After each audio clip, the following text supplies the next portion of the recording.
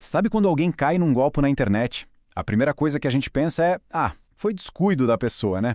Mas e se não for bem assim? Hoje a gente vai fundo numa questão que pouca gente para pensar. Em golpes digitais, qual é de verdade a responsabilidade dos bancos?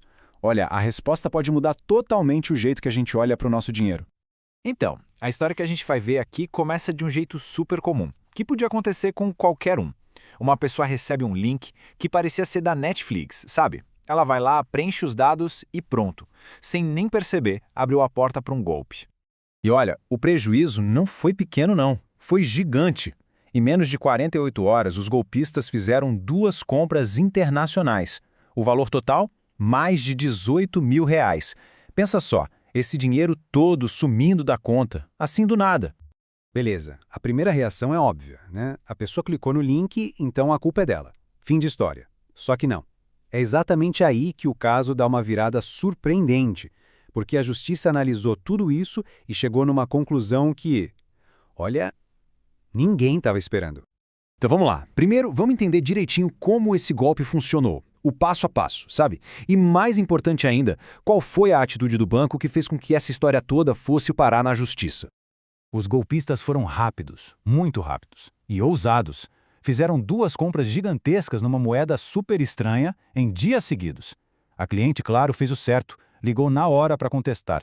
Só que o banco simplesmente se recusou a resolver e aí o caso foi parar nos tribunais. E o argumento do banco foi bem direto, e até parece fazer sentido no começo. Eles basicamente disseram o seguinte: olha, o cartão físico estava com a cliente. As compras passaram por todas as nossas checagens de segurança. Pra gente, parecia tudo certo. Eram transações legítimas. Pois é aqui que o jogo vira de vez. Porque quando esse caso chegou no juiz, a decisão não só resolveu o problema daquela cliente, ela acabou reforçando uma regra importantíssima sobre segurança para todo o sistema bancário.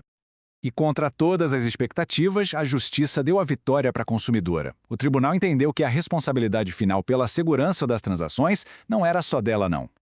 E a condenação, olha, foi para servir de exemplo. O banco teve que devolver centavo por centavo dos mais de R$ 18 mil da fraude e ainda pagar R$ 10 mil de danos morais. Isso é um jeito da justiça dizer: a gente reconhece o estresse e a dor de cabeça que vocês causaram. Mas aí fica aquela pergunta, né? A pergunta de 1 milhão.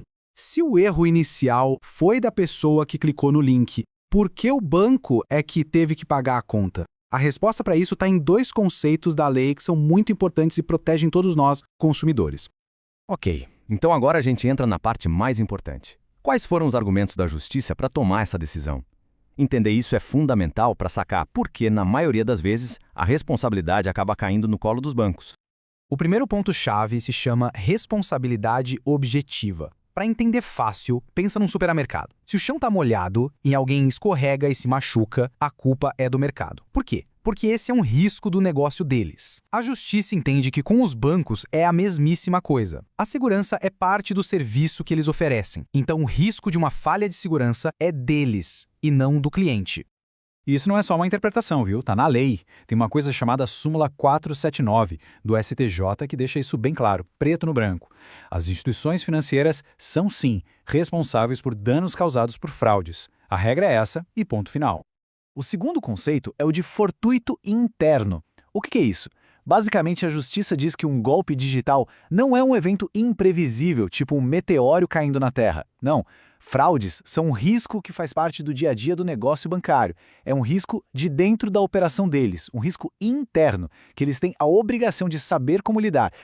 E para mostrar que esse caso da Netflix não foi um caso isolado, uma exceção, vamos dar uma olhada em outro exemplo que também foi julgado pelo STJ.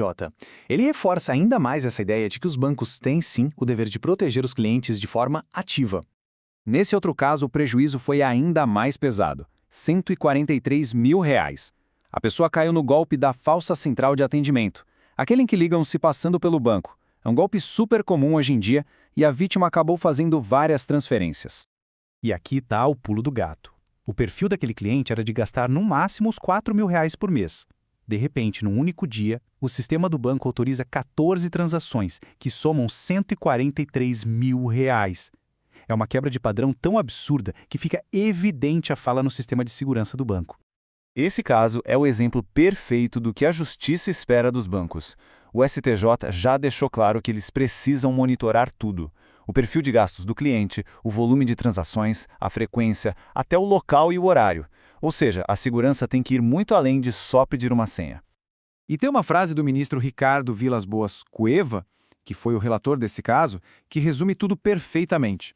Ele disse que quando um banco valida transações suspeitas que não têm nada a ver com o perfil do consumidor, isso mostra um defeito na prestação do serviço. Traduzindo, a falha não foi do cliente, a falha foi do banco. Ok. Depois de ver tudo isso, o que a gente tira de lição prática? O que isso tudo significa para qualquer um de nós que tem uma conta em banco hoje em dia?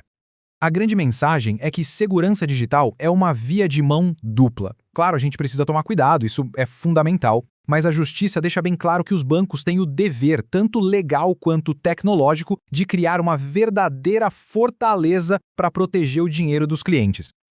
Então, para resumir e não esquecer mais. Primeiro, a responsabilidade é objetiva, ou seja, o risco é do negócio. Segundo, fraude é um risco interno, não é um azar ou um acidente. E terceiro, os bancos têm o dever de monitorar as contas e bloquear qualquer coisa que fuja do padrão daquela pessoa.